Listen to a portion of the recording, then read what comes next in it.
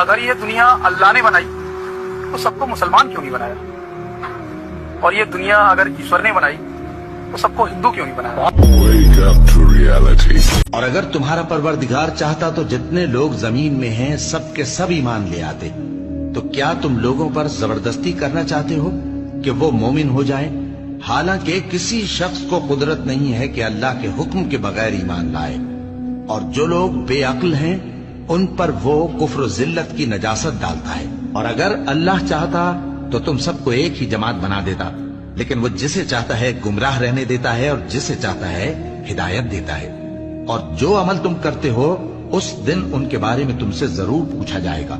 اور اگر اللہ چاہتا تو تم سب کو ایک ہی شریعت پر کر دیتا، مگر جو حکم اس نے تم کو دیے ہیں ان میں وہ تمہاری آزمائش کرنا چاہتا ہے.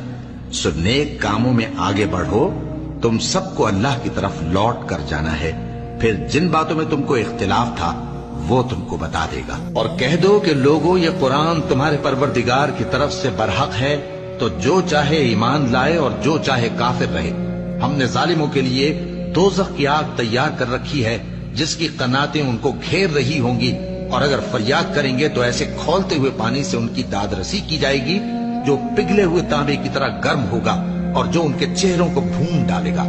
ان کے پینے کا پانی بھی برا اور آرام گاہ بھی بری.